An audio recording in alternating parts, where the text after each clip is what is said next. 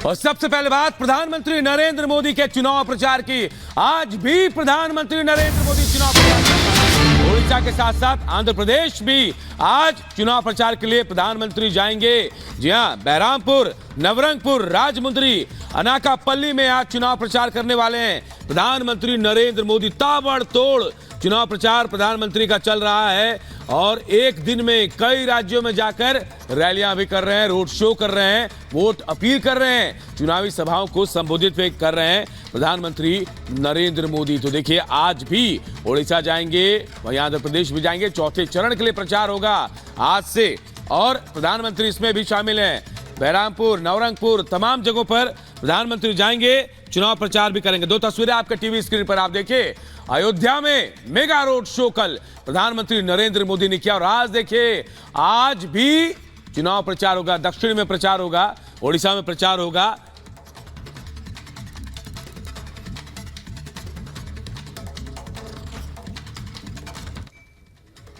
और अब आपको दिखाते हैं रैलियों की बहार होगी, कौन हुंकार भरने वाला है। अमित शाह की हुंकार आज देखिए दुर्गापुर, समस्तीपुर में दिखेगी। पश्चिम बंगाल और बिहार, कृष्णानगर, दिया नड्डा का भी जोरदार प्रचार होने वाला है क्योंकि वो आज तेलंगाना में होंगे। मोदी का मेगा मिशन हमने आपको बताया कि आज वो कैसे ओडिशा में होंगे, आंध्र प्रदेश में भी प्रचार करेंगे। सीएम योगी की भी दहाड़ आपको सुनाई देगी और ये दहाड़ जो उन्नाव, हरदोई और शाहजहांपुर में भी दिखेगी। तो वहीं देखिए अखिलेश यादव, जी हां, अखिलेश यादव सपा प्रमुख जो हैं वो आज आपको कन्नौज में दिखेंगे। और कल तीसरे चरण की अग्नि परीक्षा और अब सियासी दलों के जोर चौथे चरण पर है। चौथे चरण के लिए सियासी दिग्गज प्रचार में जुटे हैं। कल अयोध्या में रामलला के दर्शन और रोड शो के बाद पीएम मोदी आज ओडिशा और आंध्र प्रदेश का दौरा करेंगे। पीएम लगातार विपक्ष पर तीखे प्रहार कर 400 पार का दावा भी कर रहे हैं और इससे जुड़ी खास रिपोर्ट हम आप सबको दिखाते हैं।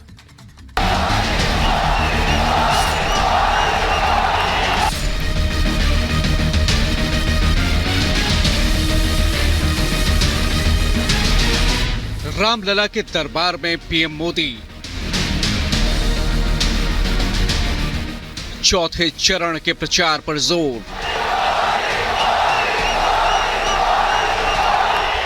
वंशवादी सियासत पर प्रहार।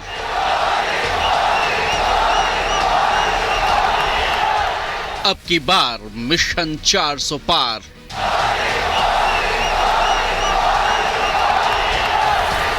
अयोध्या धाम में रामलला की प्राण प्रतिष्ठा के बाद एक बार फिर पहुंचे पीएम मोदी और चौथे चरण के लिए प्रचार का आगाज किया। अयोध्या में राम मंदिर में रामलला के दर्शन के बाद पीएम ने साष्टांग प्रणाम किया और फिर मेगा रोड शो के जरिए अयोध्या की पावन भूमि से अब की बार 400 पार का आशीर्वाद जनता से मांगा। पीएम मोदी के रोड शो में उमड़ी भारी भीड़ और लोगों का उत्साह जनता के प्रेम की कहानी बयां कर रही थी। अयोध्या में इनकी भव्य दिव्य स्वागत का व्यवस्था रहा। सभी साधु महंतों का आशीर्वाद उनको सफलता की ओर ले जाएगी। जय श्री राम। मोदी सरकार, मोदी जी ने राम मंदिर डेवलप करा है तो उससे बिल्कुल असर पड़ेगा। इस बार भी मोदी सरकार ही आएगी।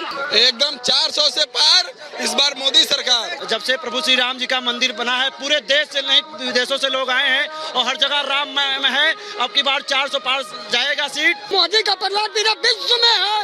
भारत हमारा विश्व को संदेश देता है। प्रधानमंत्री माननीय मोदी जी पूरे विश्व को संदेश दे दिया है कि राम मैं हूँ। यूपी में पीएम मोदी ने वंशवादी सियासत पर करारा प्रहार करते हुए विपक्ष पर वार किया। पीएम मोदी ने विपक्ष के चाय वाला बयान की याद दिलाते हुए कहा कि शाही परिवार का वारिस ही पीएम और सीएम बने। चाय वाला ने इस कुप्रथा को तोड़ दिया है। कौन जानता है कि 2047 में 2047 में आपका ही बेटा बेटी प्रधानमंत्री बने, मुख्यमंत्री बने।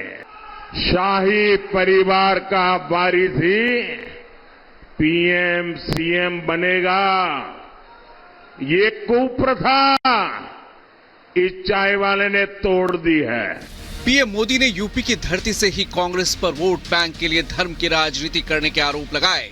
पीएम मोदी ने कांग्रेस को उसके मैनिफेस्टो को लेकर फिर घेरा। हमारे संविधान निर्माताओं ने कहा था कि धर्म के आधार पर आरक्षण नहीं होगा।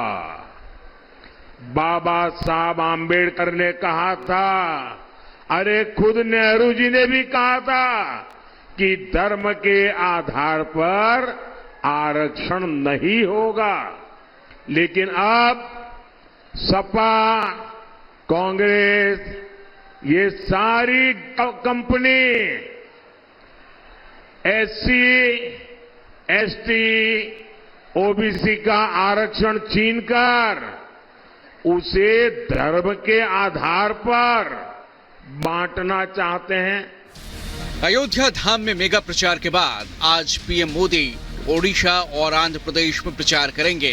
बेरहामपुर, नबरंगपुर, राजमुंद्री और अनाकापल्ली में पीएम की रैली है। मिशन 400 पार तभी मुमकिन है जब बीजेपी को उत्तर और दक्षिण दोनों तरफ भारी सफलता मिले। लिहाजा पीएम मोदी 24 के लोकसभा चुनाव से पहले लगातार दक्षिण पर फोकस कर रहे हैं और कई बार उन्होंने दक्षिण के राज्यों में लंबा चुनाव प्रचार किया है। हर चरण में मुद्दों की नई फहरिस्त जनता के सामने लाई जा रही है। मुस्लिम तुष्टीकरण के अलावा आरक्षण को लेकर भी पीएम विपक्ष के प्रोपेगेंडा पर खुलकर प्रहार कर रहे हैं कि अगर आज खुद बाबा साहब आम्बेडकर चाहे तो बाबा साहब आम्बेडकर भी आरक्षण खत्म नहीं कर सकते हैं। मोदी का तो सवाल ही नहीं उठता है।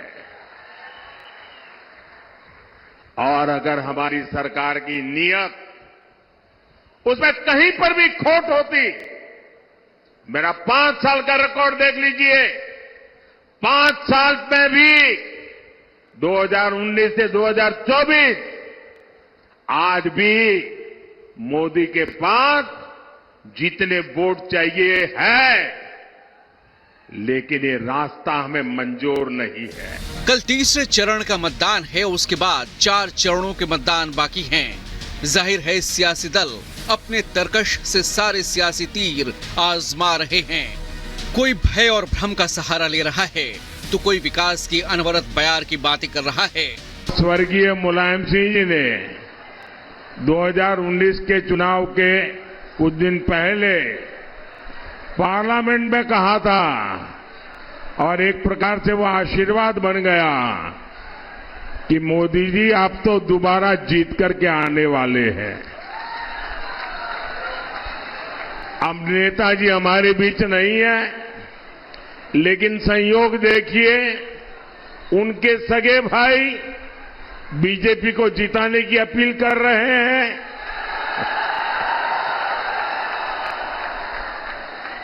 उनके दिल की बात जुबान पर आ ही गई।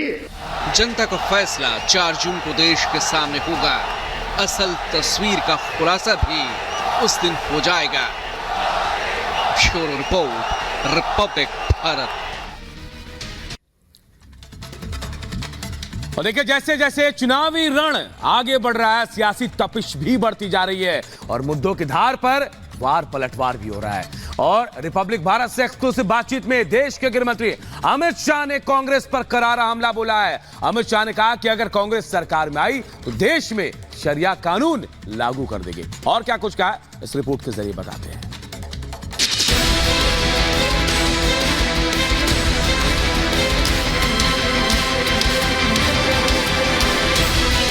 जय श्री राम, जय जय श्री राम।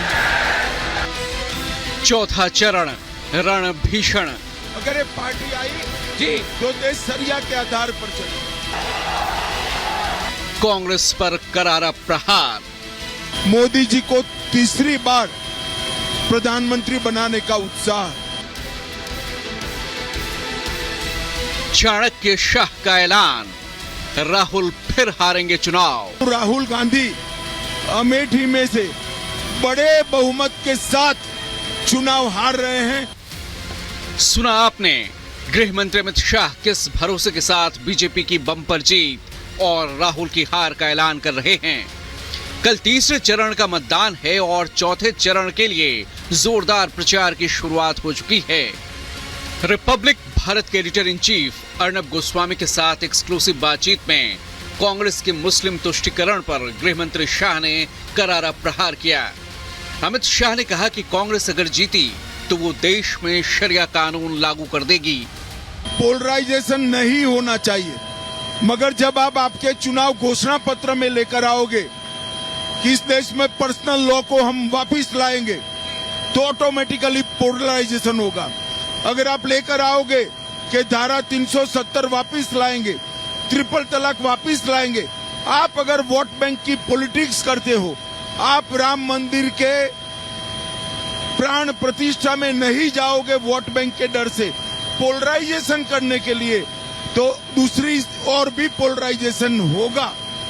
और मैं मानता हूं कि कांग्रेस चुनाव पोलराइज करना चाहती है, कम से कम 8-10% वोट तो सुनिश्चित कर ले, वो उनका थ्योरी लगता है। कांग्रेस पार्टी अपने घोषणा पत्र में पर्सनल लॉ वापस लाने की बात करेगी तो हमें ये उठाना चाहिए या नहीं उठाना चाहिए?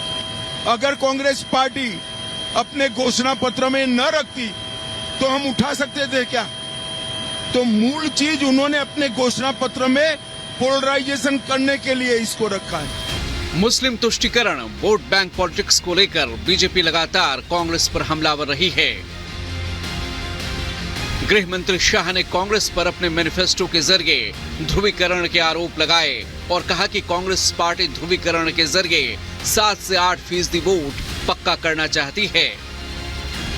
उनके नेता स्वयं मानते हैं कि वो चुनाव हार रहे हैं, इसीलिए सीट बदल बदल कर अलग सीटों पर जाना पड़ता है। जो व्यक्ति आधे चुनाव तक अपनी सीट तय न कर पाए, वो देश को कैसे